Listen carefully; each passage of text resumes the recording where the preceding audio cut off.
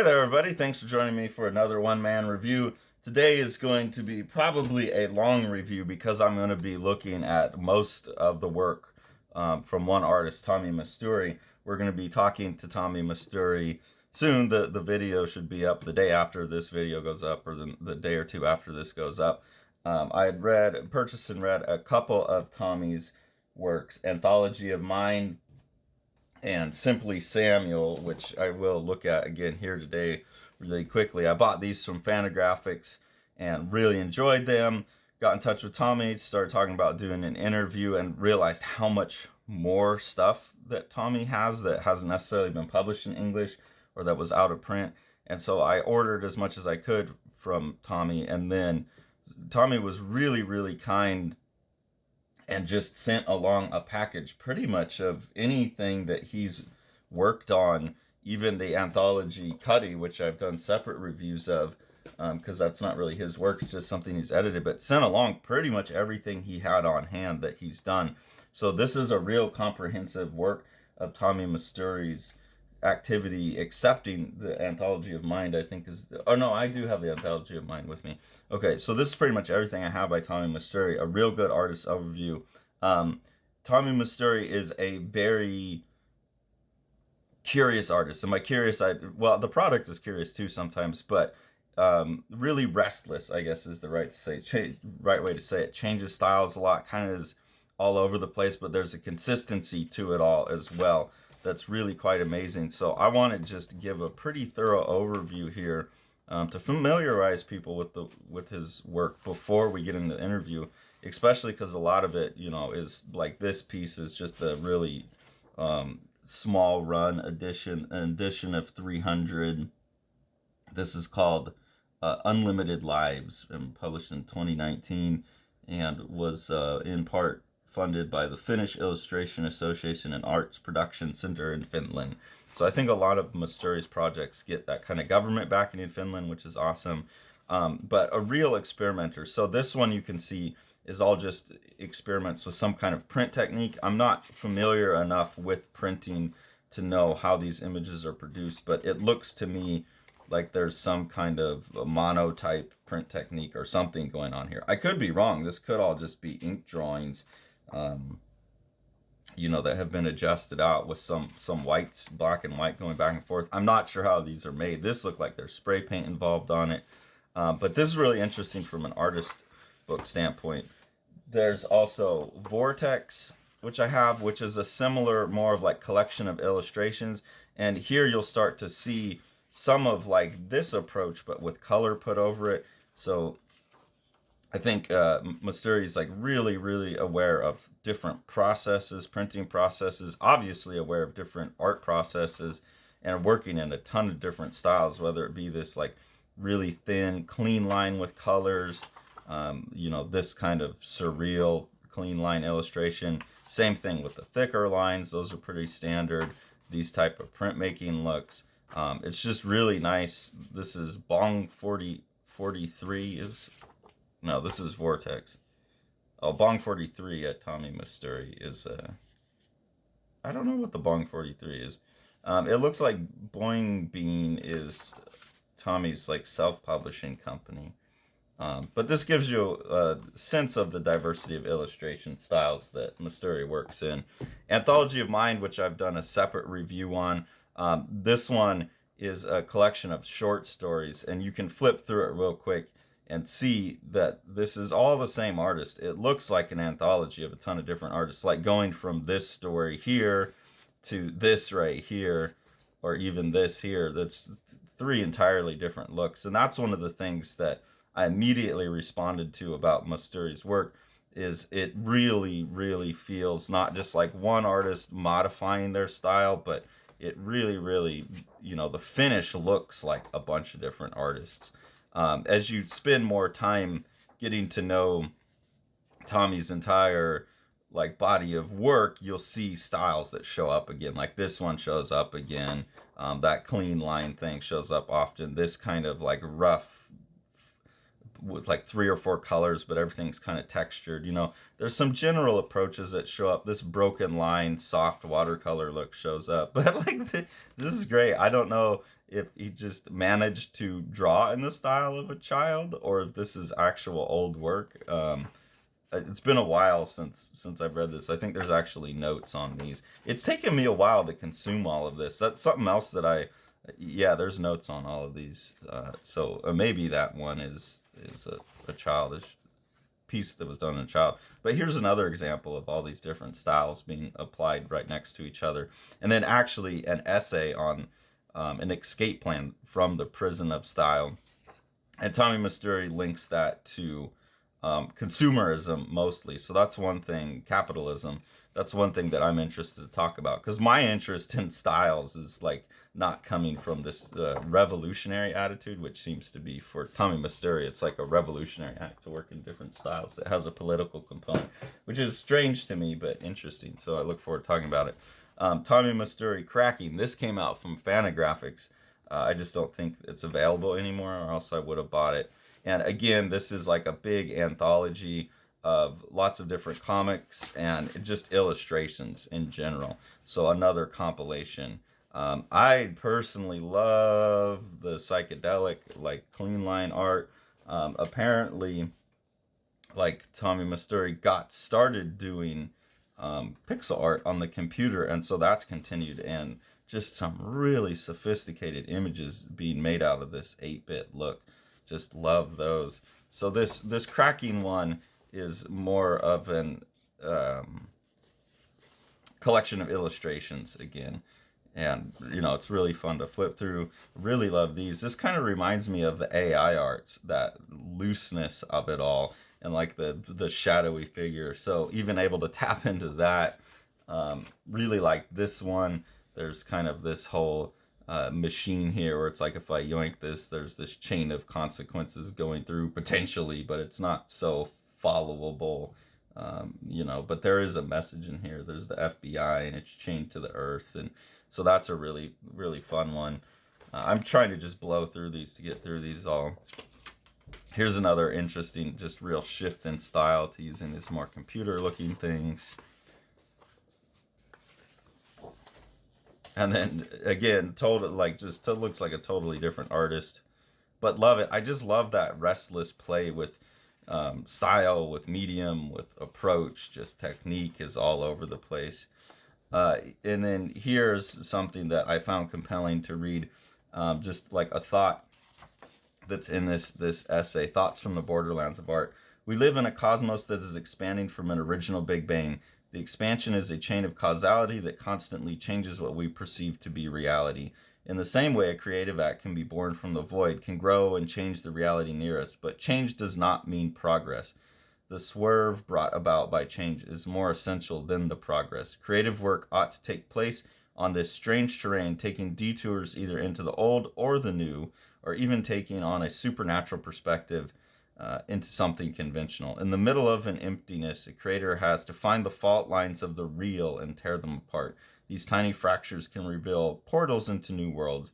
That is what making art is mostly about, a kind of magical activity that gives rise to something new, a point of view that deviates from the prevalent and describes something indescribable by words. And I really like that view of art, especially because I've been worrying about the AI stuff. I don't know that the AI is going to give us a new point of view, because it can only like consume and kind of spit back out mashed up versions of what we already know. I mean, maybe within that's where the new comes from anyways. I'm not sure, but I really like that little bit. That spoke to me more than the kind of rebellious anti-capitalist attitude of the essay in Anthology of Mind. Beating, this is another big collection of Musturi's illustrations. So here we'll flip through and we get some more sense of style. It's obviously an extremely prolific artist as well. Here's a really interesting, like, psychedelic, kind of reminds me of Jim Woodring or Andy Barron, that kind of psychedelic stuff. Some more of the clean line that I really enjoy. Really love the colors too, the intense colors everywhere. Just love these, just letting loose with the pen.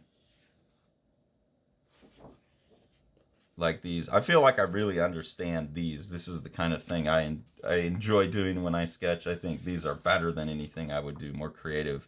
But that play with form is really, really fun to me. These like scripts from an alien Bible, illuminated manuscript or something like that. I just find it all so relentlessly imaginative and relentlessly creative that I have to be compelled by it. And here's a nice big one. This is really rare, but here you get a sense of a lot of the main styles that Musturi uses, the main characters. Here's simply Samuel, who we'll look at in just a second. It's kind of collided together, and that's really interesting. I think this is the only time it's like, okay, I'm going to put all of my approaches together, and I think there might be a place for that in what Musturi is doing in terms of narrative. I could think that would be really interesting. His latest work kind of does that, but we'll take a look at it when we get there. So I've already done a video on Simply Samuel. Definitely go check out that video.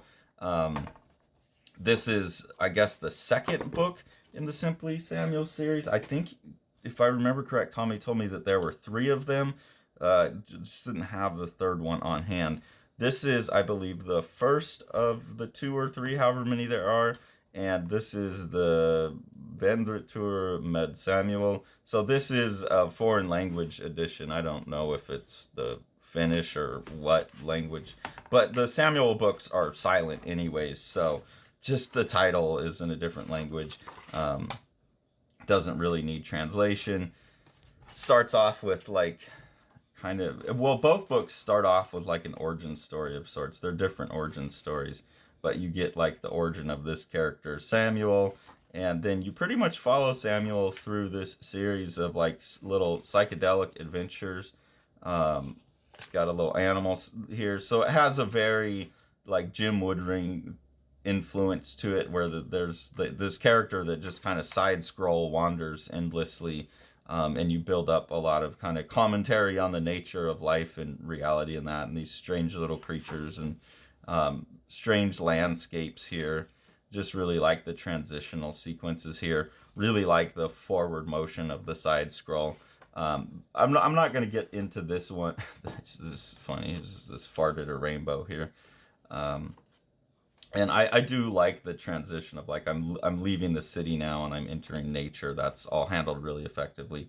But I did a little bit more in-depth review of the Simply Samuel book that you can go watch, because this is already, I have so much to cover in this one. I really like this page too, where he drew or carved a statue of himself with a little boner and then lit it on fire. And lit it on fire from the boner. There's something about that to me. This is the kind of thing where it's like, okay, there's some truth being spoken still in the middle of all these like bizarre silent shenanigans, and they really seem, like every couple pages is a new statement that's being made, and it's up to you whether you're going to congeal them all together or whether you're going to treat them as separate instances of separate statements being made.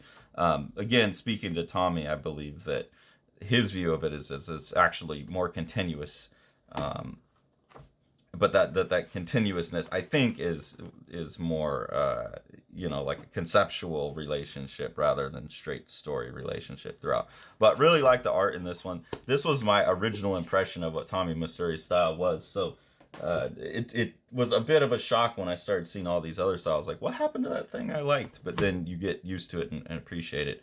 And then this is the Book of Hope. It's stylistically, I wrote Chris Ware does woodblock, so it has that kind of woodblock stamp look, and it's mostly just about this old couple, living their life, and over time it's like about depression and bleakness and existential kind of the struggles, and over time it builds up, a story about hope. It's the Book of Hope. And this seems like very much on its own little path from all of the other projects. I had to identify with this. I'm so fat, I'm so old, I could just explode, try and go get ready to work out. And they're like, no, there's no way. Yeah, I've really fallen off on my fitness, and I feel very, very damned by this. But it's all these kind of vignettes of this guy living his life. Here, just because I've been thinking about pareidolia a lot because of the AI, this is fun. Him just looking at the clouds and like the hand of a friend that greets you with the light, and a kiss from your love that tells you you're worth it. Shadow of a dead man in the darkness of some room. So I enjoyed that, and I really felt like this book spoke to me a lot. It's caught me at the right time in life. This is something that I enjoy that Musturi does that shows up in Simply Samuel and some of the other works is just like running iterations on something. So like other possible ways to draw this character, or other possible worlds that this character could exist in, where they're a pope or they're cross-dresser or they're like a little BDSM slave, a skinhead president. He'll do that. I like that. That's some just again that kind of relentless creativeness shows up in that moment. Here, it's just talking about what should we do? Well, you live. That's what you do, right? And it's like, oh, that sounds so easy. So yeah, again, this book just spoke to the whatever midlife crisis I'm having. And the third part here, it's strange because then it becomes more of these are all like little vignettes put together. There's obviously parts, so they're grouped thematically somehow, or what this revelations, the points in this guy's life. But this one's more like one ongoing story, and it's like this cowboy story that the character's imagining. So that's interesting that he goes and like has a whole fantasy section here, a little bit about the outer space destroying everything, and then you come back and you start to get more interactions with his wife in this part 4, which is where to me the book just starts getting to have some like practical advice for dealing with existential dread. Like here it's like build my nest wherever I choose. Like I wish I could lead a bird's life, and learning something from the bird, that seemed important to me and helpful. And then out of the whole book, there's like this one book. Well, the Samuel books have a consistent style too, but this book has a consistent style. And then like he starts finding mushrooms. Him and his wife are out picking berries and grabbing a mushroom, and then we get this like just beautifully observed, realistic, watercolor paintings of mushrooms in the middle of this chunky Chrisware woodblock style. And I love it. I love that you just like have this surprise waiting for you, and it's appropriate. Like you're gonna stop and really look at the mushrooms. You're gonna see them in more detail. So that's smart. I like it. And then here you go. You have them memory of them dancing when they're younger and like fading to twilight. And it kind of ends on a more positive note. I don't really want to spoil the book too much, but it becomes more about him and his wife in their old age, and their relationship, and the positive value of home and all that kind of stuff. So this book really kind of touched me, spoke to where I'm at in life a little bit, I think, and I enjoyed that. And then the final thing that I got from Tommi is what I believe is his most current work, Future. It's so far there's 9 issues. I think it's going to keep going from this because he mentioned that going back to Simply Samuel after Future's done. So Future is again an anthology.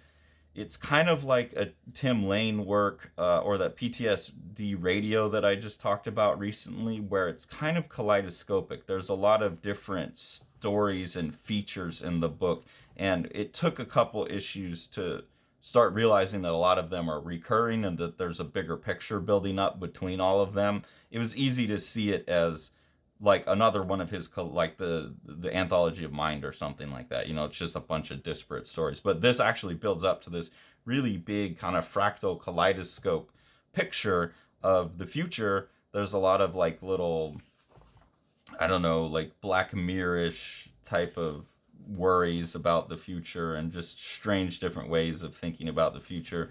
There's some other standard features. There's this like, hello, dear person, I'm Tommi Musturi, I'm communicating to you from the future. These are collections of what's called culture the entity I called culture, so it's examining that. And then there's an AI in the back, this IDA, the Imperial Datum Analyzer, which is this character who also shows up in the book in various ways. That's basically like a letter column, and people will write in for like advice, like a dear Annie or whatever article, and then the AI gives like this, and the writing on this is just beautiful. This like removed objective observer responding to like the meaningless of your life. What this thing that you're worrying about will become irrelevant. And I really, really love these. The writing in these is fantastic. It took me a real long time to work my way through this series, not because I wasn't enjoying it, because it's pretty dense and really thoughtful and made me think a lot.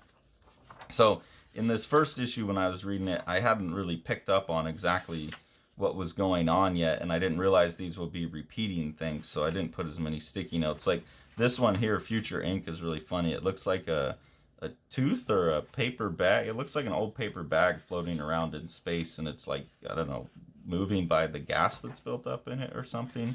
It's strange. There's often a set of comic strips. Some of these, like the preemies, actually get their own story in some issues. Like here's the Ida character, and it's addressing the dear readers. So it's this very complex, like interweaving connection of stories. There's this magician in there that shows up over and over. There's the reality show, which is something that shows up, different kind of like future TV shows that are potential. There's these two characters, which are kind of like bougie people living in the future. And you just cycle back and forth. There's always some interesting stuff on the back cover. In future issues of Future, different things get introduced. You come back to some of the same old things. You have the same format in the front, and there's a story that plays out with this character as well.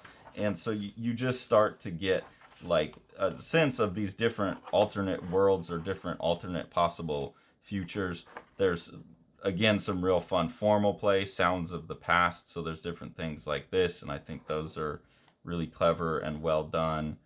Some more Ida, some more Future Ink.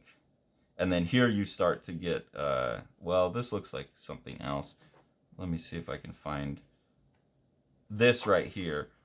This is a pretty consistent feature called Sintra, which is like an imaginary future utopia society that someone is accessing through a dream. So you get like, welcome to Sintra. And then they're going to, basically this shows back up over and over and give you a tour of like what I believe is Tommi Musturi's like, okay, if we could somehow get the world to be this instead of all of this, then it would be better off.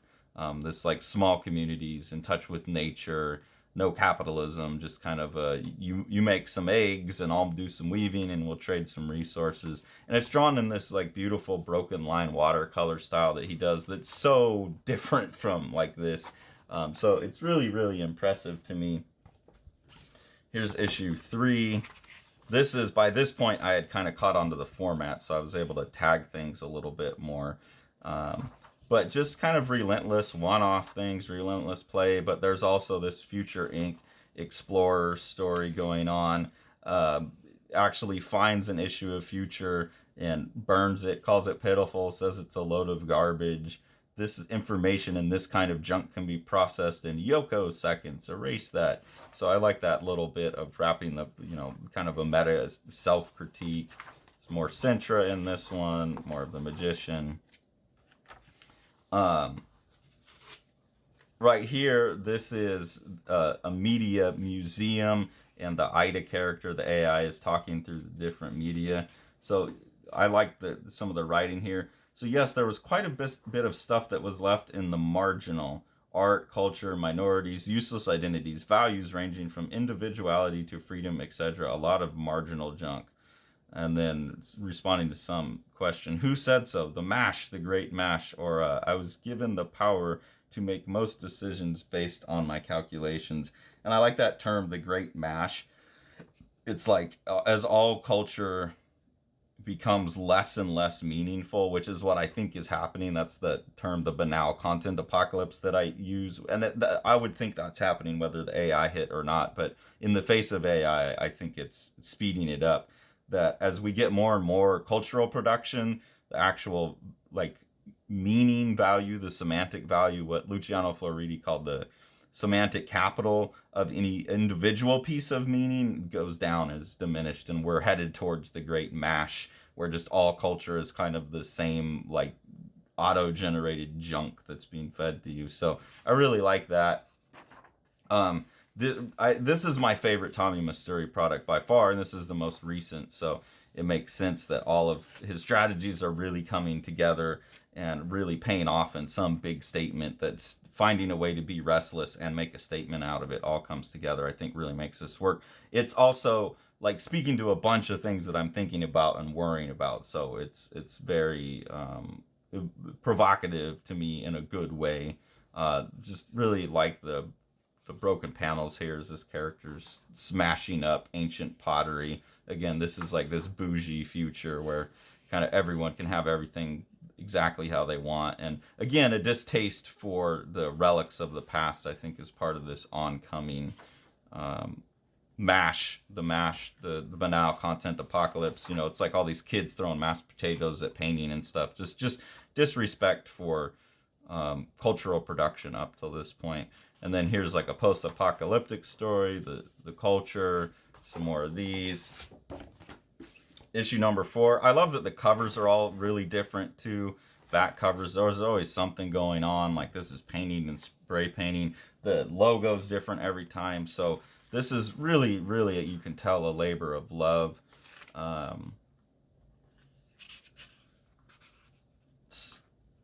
I don't know. I wrote something on here. Both socialism and capitalism hate individuals. I don't know why I wrote that. I like this. Is that a Tezuka? I don't know. I don't know why. I don't know why I wrote that. It's like I said, it's actually been a while since I've read some of these. I've been going through them like 1 or 2 a week because there's just a lot to process in them.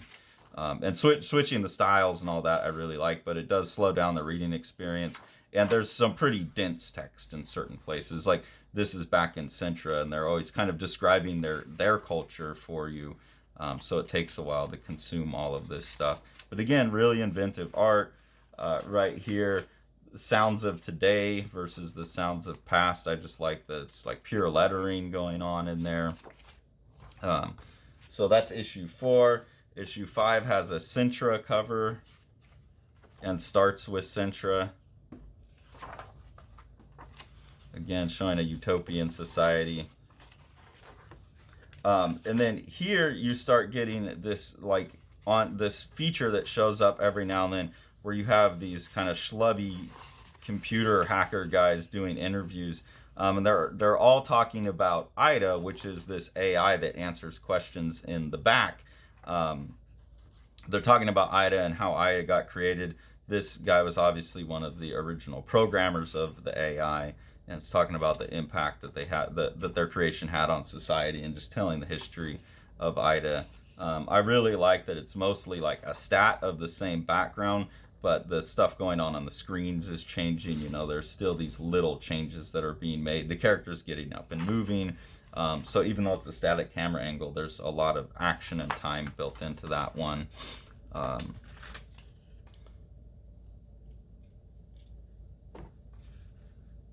don't know. I don't remember what my notes were. There was something in here that I liked. And then in here, the AI talks about cities as kind of cancerous growths on Earth, and that really struck me because I've always felt that way anytime I fly and I come in at night. And this AI is saying, when I look at your cities from the night sky, I cannot but compare them to the networks of cancer cells that are occupying more and more space in your bodies.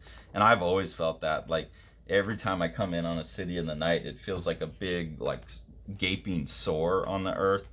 So there's a lot of viewpoints that are expressed in these that I really, really feel in a very visceral way that I relate to. This one here acknowledges the preemies, which is one of the strips that's in the back. So you start to get a sense of how these different things are more interconnected than they seem at first. And this also made me think about, like, generational battles. Like the preemies is this generation that's so divorced from the generation before them that that they have to become revolutionaries. And I was thinking about the current, like this, it was total war and it lasted until the baby boomers had been defeated. It's the preemies versus the baby boomers. And it made me think that it seems like there's a real big battle now between the boomers, like, okay, boomer. At least a lot of my students use that term. I don't know if other people have heard it. Like blaming the baby boomers for the way the world is now, and then kind of the current generation, the Gen Z or whatever you want to call them. And it leaves me wondering, like, where does Gen X and the millennials fit in that battle? As someone who's right on the cusp of those two, probably leaning more Gen X, like, I just feel like that's being left out of the conversation, and there's this battle that's I don't know, like, not considering my place in the middle of it all, which is strange and interesting thing to watch. Really liked this formalism here, just that the story reads like this, but this character is large, and that the backgrounds, look disconnected between them. So these are three definitely different moments in time. It's not one big panel, but it's interesting that they're able to stitch together that same look. That's a trick that I've been thinking about. Me and Brandon talked about this in a Formalism Friday, something similar to that, and it's a trick I've been mulling over. This is a prophet. This is some caveman here speaking of the future. They watch small, light-shining boxes that show pictures of themselves thrusting their meat stick into different places or thrusting different kinds of clubs into their body orifices. And they stuff them into their holes and mate with their hands or whatever whenever they have a little time for themselves. And that's what this whole kind of rant is. But I like this. They mate with their hands. They shove clubs in their body orifices. And he's like this terrified prophet, and everyone just like laughs at him. I feel like me and Sean sometimes with the AI stuff sound crazy like that guy. I hope we're wrong and we don't turn out to be that guy. Here's Ancient Feelings as illustrated by a faux Mickey Mouse. The descriptions are really funny. They strike me as like descriptions of emotions by someone who's autistic. Which I believe that I probably am. So I'm saying that because it's like, oh yeah, that's right. Empathy, inability to avoid feelings, an evolutionary distortion. Love, reprocessed abstraction, presently productized with predefined gender roles, a synonym for fucking.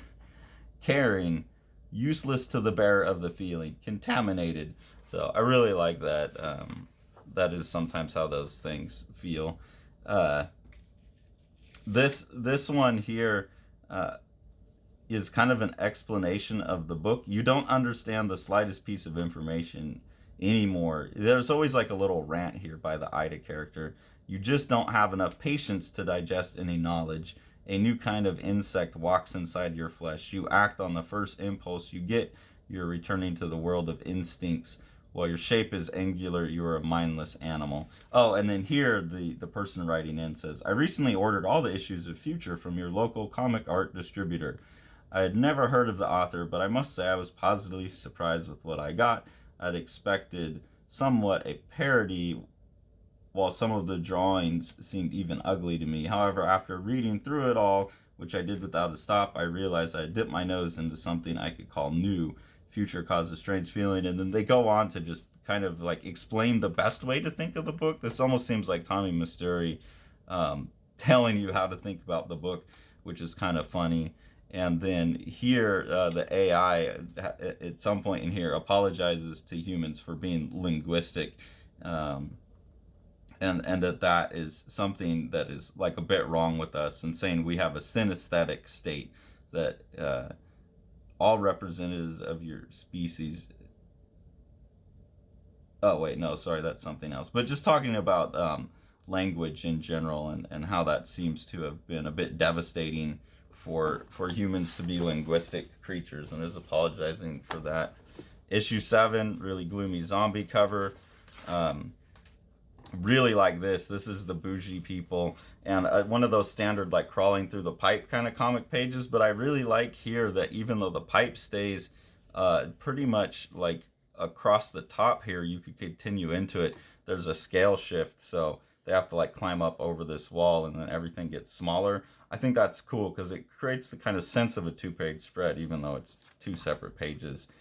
So obviously, Musturi is like just a master of comics in general and the medium. Here's another kind of fun book within a book. So they're looking. Here's just the life of an apple. And I was thinking that would be funny. This could be its whole own book. And I could see Tommi Musturi being someone who could pull this off. Like, just all the stages of an apple is the sequence that's being illustrated. Maybe of different apples, like one that gets eaten and shit out, one that falls on the ground and deteriorates. I could definitely see with this kind of categorical drawings that Tommi does, or these process, like this type of stuff right here, doing something like that and pulling it off real well. These are just different kites that are being flown in the Sintra, and I love the designs on them. Again, just the relentless creativity is amazing in this. And here you have these characters that have been flying around in what I thought was a paper bag, but they crash land, and they've crash landed in a Samuel. So now tying in the Simply Samuel work as well. It's really interesting. I really like this kaleidoscopic approach to comics, kaleidoscopic approach to one's career.